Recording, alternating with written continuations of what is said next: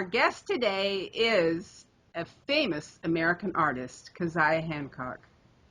Kaziah is also a person that has escaped from the bondage of FLDS Polygamy. And today we are going to talk about April the 6th, which was the doomsday that Warren Jeffs predicted in his prophecy, that the prison walls would fall down and he would walk out and his brother Lyle would be freed from the courthouse in Salt Lake City where his trial was held that day. Kaziah, yes. Tell us what you know about these forever ongoing end of the world prophecies. Well, you know one thing these nutcases have never learned? That if you say something and you say it's a prophecy and it don't happen, it only takes one of those failed prophecies to say you are a false prophet. They haven't figured that out. It's really simple, but they still haven't figured it out. So, you know, but of course, they're dumb as rocks anyway. It's amazing how people follow them. Now, here's the thing. When I was in the Harmson case group, you know, when I was young and stupid, okay, stupid enough to believe all that horse shit. But now listen to me. It starts with Joseph Smith being a false prophet and them lining up their lives with him. So all these lies that they tell in their minds, they're A-okay, all right. It's okay to mislead the people because all these guys, they have one thing in common. And this is like David Koresh or Jim Jones of People's Temple, you know, David Koresh of Waco Wackos. Yeah. Well, they view their sinners, their congregation rather, as sinners and or suckers. So, you know, now here's the thing. When I was in the Harmson group, you know, we'd done all this stuff, consecrating and everything. And so when I was part of the Harmson group, and he told all the congregation to max out their credit cards and hand him the money, because he says at the time that it comes due, that we'd be all lifted up and gone into you know, catch hell ball. So there was a lot of people did that. And of course, you know, this false prophet, Jim Harmston, who's now deceased, it didn't happen, and all these people were stuck with paying off, you know, $30,000, $40,000 in credit cards. At that time, see, having sold the farm in Indianola, which sold for $410,000, and I think that the IRS wanted something like $27,000 in taxes. And Harmston told Doug and I, my husband at the time, he says, well, no, he says, yeah, I wouldn't pay it. He says, no, you go ahead and consecrate that money because at the time they come to collect, you won't be here anyway. And I told Doug, I says, absolutely not. We are not effing with the IRS. We're going to pay that dang thing. We've got the money. Let's do it. I am not, no, that just doesn't sound intelligent at all. So I did. I just wrote out some checks, send it off. And of course, all these poor people, they're just, even then, you know, they still didn't get it. And then Harmson always had this come on that he'd say, well, people that consecrate, you know, you're worthy of your white apron, your green aprons, and we're all going to gather in the, you know, endowment house and temple robes, and Christ is on his way. What would you give to meet him? Well, to me, it's like, don't ask me that. You ask me what I would give for Christ. It's anything and everything. Okay. So we get in this endowment house, and we're all holding hands in our white stuff, in our holy underwear or underwear with holes. And, I mean, it's just how silly it is, really. And then, of course, they pray that Christ will show up. And of course, he doesn't. And people say, well, you know, well, if you had spiritual eyes, you could see him. He's here. He's right over there. Yeah. that type of thing. And I'm there. One of his daughters, was doing something as though she was, handing something to Christ or whatever. The book of all those that had their names written in what he'd called the Lamb's Book of Life, which he said was those that had their second anointings and endowments and all that. Of course, the book remained there, you know. And at the end of it all, we all went home, and of course, the question was asked, well, why didn't he show up? Well, because there was those there that were unworthy. See, they're always going to blame. They blame the victim. Yes, they're always going to blame them. That they're just simply not righteous, and that's why Christ didn't show up. Well, Doug went through all these things with other brethren in that group at the time. He said he was going to go on vacation. I didn't know where he was going, but him and the boys, they left to go on some mission. So, well, they're gone. I keep the fort held down. And then they came back, and I asked him, I says, where'd you go? And he says, oh, well, we went to all the government buildings, like the state capitol, the federal building in Utah. And then they went to Washington, D.C., to the White House, to the nation's capital, and all that. And, of course, they couldn't enter the White House, but they stood out there by the gate, and they poured what they figured was consecrated oil there, and then they asked for cursings upon our nation's capital. Yes, I know it. That's just nuts. How in the world, if our nation goes down, do you think you're not going down too? But and then so he told me he did all that, and I'm just listening. I don't know what to make of it. And he said, and then Harmison got up in one of the meetings, and he told his congregation, he says, now you listen to me. He says, every one of you go out and you take big brother government for all you can get. You get medical, you get food stamps, you get welfare, you get rent, everything you can take. And he says, because see, he claimed to be Joseph Smith reincarnated. And he said that his son-in-law, Dan, was Hiram, and that they murdered us. This nation murdered them, and that the nation had blood on their hands, and that they owed them. Yes, just that nuts, Yeah.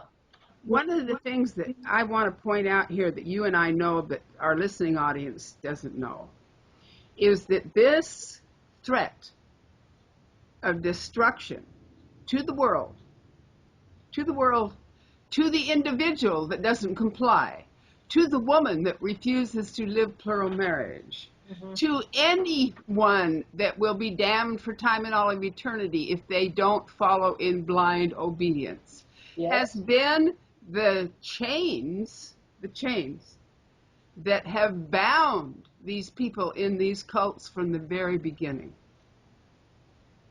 Destruction. And every time I hear that it's the end of the world, in my mind, it is another sounding bell for money. Am I right? Right. And he got a lot. And the thing of it is, now, my sister is reading a book by, what is it, Bauer? That Prophets Pray, that tells all of Sam Bauer. Sam Bauer, there you go.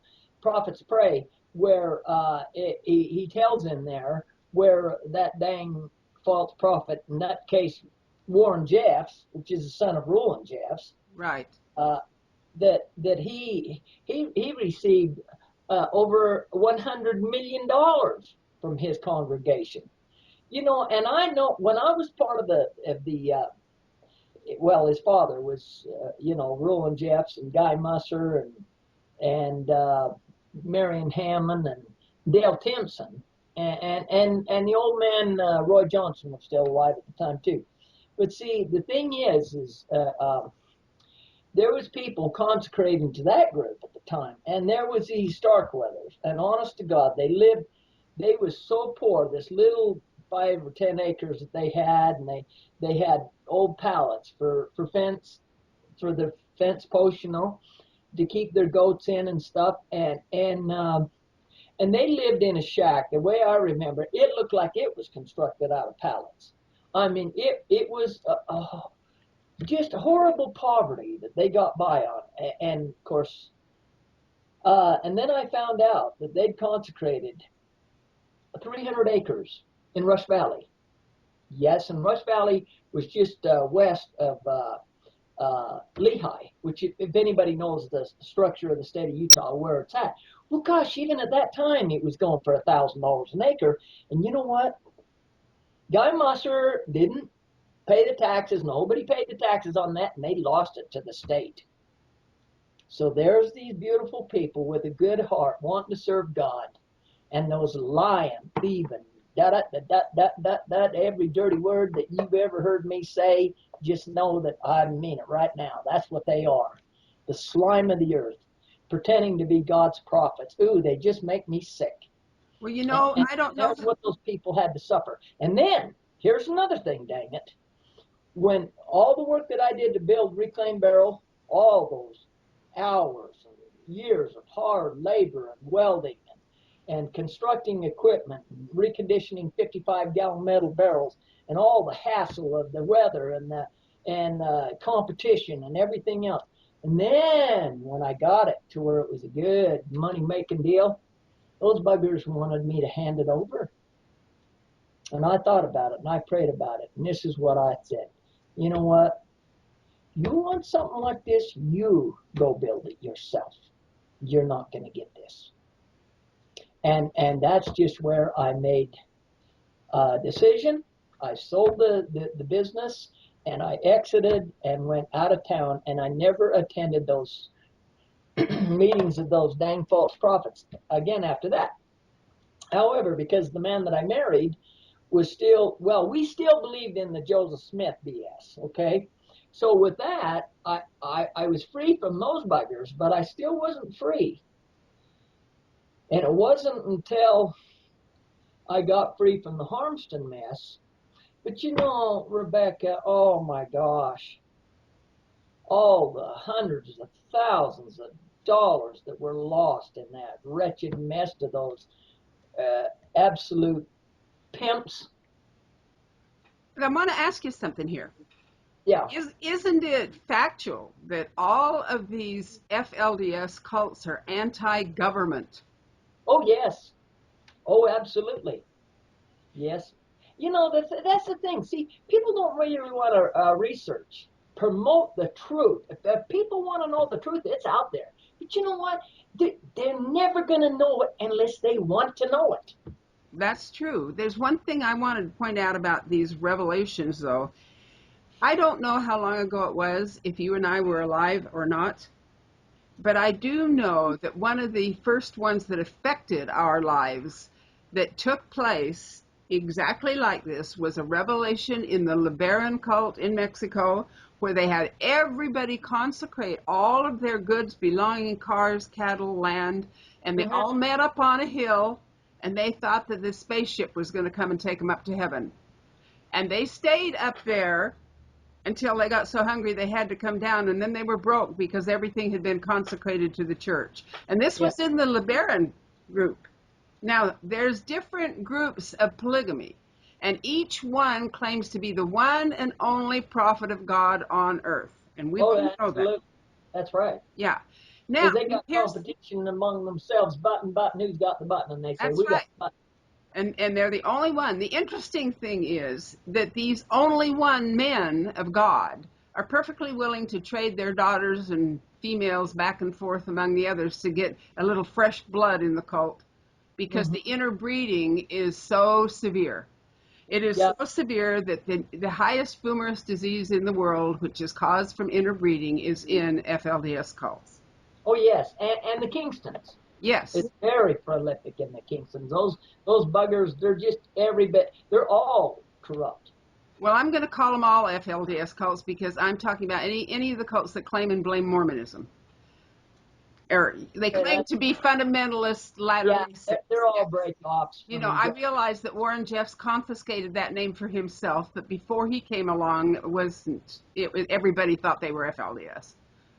And then they divided up their bank accounts in different church names, like Apostolic United Brethren and True and Living Church and the Church of the Lamb and the Church of the Firstborn and on and on and on and on. But they all intermarried. What I want to point out here is that these threats of destruction to the world have been a major con game throughout our lives. What is this? The 6th, 7th, or 8th time that Warren Jeffs has rung this bell? Now, wait a minute here. Warren Jeffs is the son of Reuel Jeffs. Before Reuel Jeffs died, he did the same thing.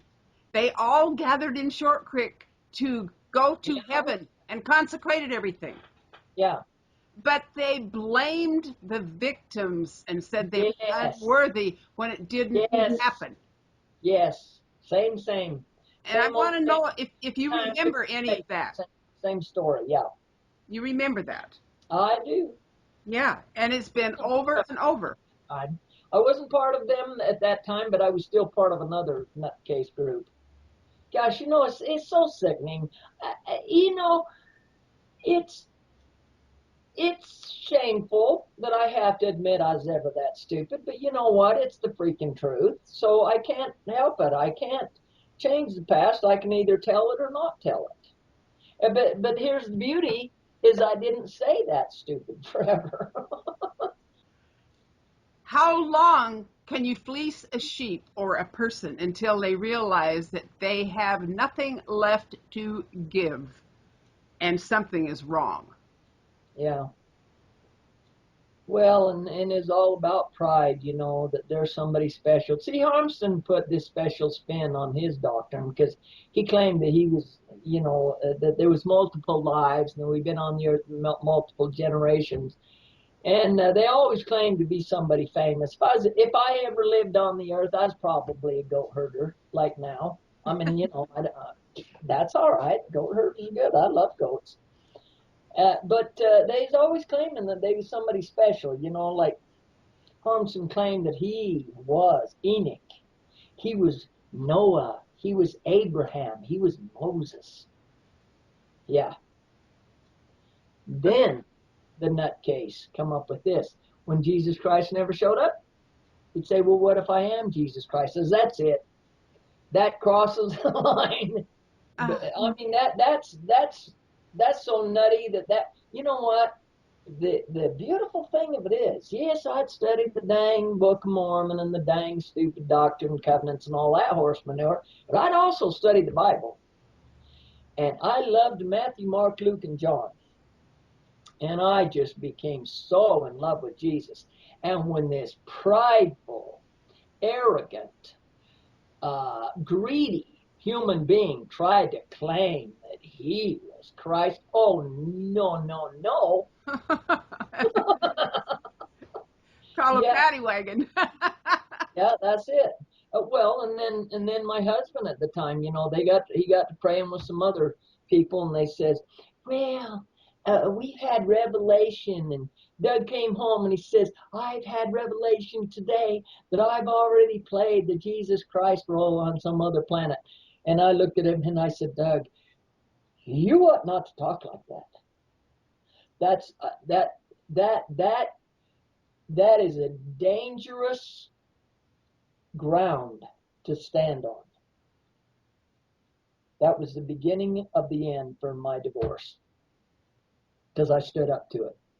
That, and he wanted me to sell my home and divide it among all these other people that he'd brought into our living quarters, and I wouldn't do it. Well, look at it like this, Kaziah, hasn't it always been for a little girl that was born into these FLDS polygamous families to be nothing but a martyr and a sacrificer all her life? Yes. Anything she ever had, was, or hoped to be, and she can't even get into heaven unless her husband calls her there. See, and that's totally doing away with Christ. Yeah. And the fact that they say you have to work your way, you have to consecrate, you have to be obedient to all that you're told. When the brethren speak, the thinking's been done. It's for you to obey. Now, that right there that totally would do away with the atonement that Jesus Christ made for our sins. And then they try to say, well, after you've had your calling and election and you've received your white apron and you've been through all these ordinances of calling and election made sure and all that happy BS, that then if you sin, the blood of Jesus Christ won't cover it. That's it. See, they just make it up as they go along. They do it because it works. It is. Look at how different the doctrine gets with each one of them. They self-stylize it. Yes. You know, like Harmson was teaching reincarnation. Mhm. Well, he's one of the rare ones that teaches reincarnation in the FLDS. Mhm. Most of them teach that you've got one life, this is it, and you better donate it to them or else. Yeah. Yeah. You I know, mean, there was even little babies that passed away after like a week, and it's like, yeah, the parents, it's okay. He'll be back in a few years. See, something's wrong with that. yeah. But they just did whatever worked to get what they wanted. Haven't you seen? I know you've seen so many of them that came on like they were loving husbands and father figures, and your preacher going to take you into his arms, Yeah. and your soul, and actually pretend that they cared with such great acting Yeah. ability that you believed it. Uh-huh. Yeah, absolutely. And anybody who cared wouldn't do that.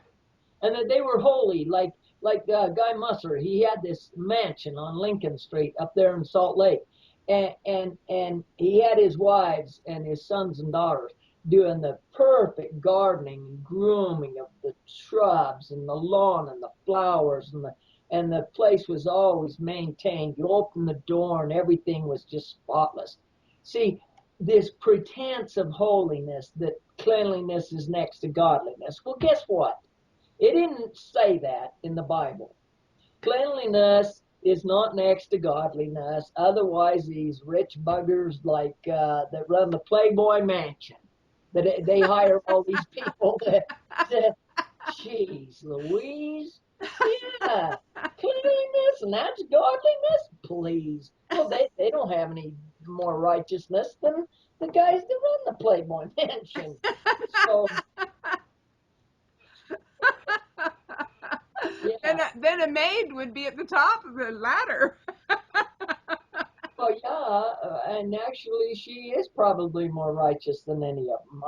In my book, You go. in fact, I have to tell you right here, I'd like to say that I see a lot of these women that are trapped in this polygamy because they've been taught it all their life to one thing, and another thing, they really can't figure out how they could possibly sustain life um, if it wasn't through that family order of handing down a few crumbs uh, by their constant dedication and praising these false prophets. So, but I think that a lot of those women are really, they have a good heart. They try to be good mothers and they want to do the right thing. They're just stupid. It's more I'm than sorry. stupid. They are sheep that has their noses right up in the other one's butt. And that's why they call it brown nosing. Kaziah, They do. it's a fear of survival for their young. Yeah. If they don't stay there, they don't know how to support their babies. And they have babies before they have any education or ability to work or know anything about it. Correct. And if they leave, they lose their babies. And if they go out and they do get their babies, they don't know how to stay home with them and take care of them and to go out and work and feed them at the same time. Right. Most of them are already on welfare. And what job can they get without any education? See, that's the Yeah, thing. most of them are already on welfare, and their Yeah. husbands are taking the welfare check. So Yeah. they can't go out and keep their welfare check and feed their kids. Yeah. The only thing they can do is stay put and hope their sister wives who are also in the same predicament will work with them, and they can work in the fields or the factories or get secondhand or rotten food from Yes. produce that they Junk can't food. sell, Yes. or whatever they can do. This Yes. is the way I grew up, and this is the way my mom grew up. Me And too. and I know for a fact that my mom stayed for years, maybe all of her life ultimately, because she ended up going back because she could not survive. She had no skills to survive. That's Well, what that's keeps like most women there. If they didn't have children, they'd walk off. that's like my dear mother. You know, when he was brought off the prairie and we was put right in the middle of these polygamous community, and they had cars, you know, that they could take money to the store. Well, if she didn't do that, she'd have to hire a taxi. Well, then her little few dollars that she had to buy groceries didn't go that far, Right. you know. And but well, and then them threatening to cut her off from priesthood direction, and that she'd be damned, and you know, become a daughter of perdition, and all that garbage. It Right. just all these fear tactics, yeah. Yeah, and the fear of losing their children, that is the biggest chain there is, because Yeah, that's the only thing that she's really got in life that she can love and will love her in return. yeah, yeah, I know it, And and that's so and hard. I'm glad. I'm glad that a lot of the boys in polygamy, they grow up and they do get jobs and they take care of their mothers, and I'm grateful for that. And I've seen it over and over. And there's that general decency that a lot of these kids have because they are good workers. So Yeah. I got to give credit where credit's due. But the problem of it is, yeah, they're living, but they're still in a prison in their mind. Their minds are caught up in the false doctrines of Mormonism, and people say, well, Mormonism's not like that. Yes, it is. The 132nd section is still in the dang Doctrine and Covenants. Go read it and then tell me it's not there. Well, but the leaders of the church, yeah, I get it. The sanitized version of Mormonism doesn't teach polygamy and all these things, but it's still there. Make no mistake. And that's how these radical nutcases elaborate on it. And actually, when you come to living Mormonism, they're more correct with what the freak Joseph Smith taught than what the sanitized version, the leaders that are up the head of Main Street in Utah. Well, here's the catch 22, and it works. They play a game of who's right, and they forget all about what's right. What's right for one person is right for another. Yeah, You know, the golden rule is what everything hinges upon. It's very simple. If you don't want somebody doing it to you, why are you doing it to them? It's just that simple.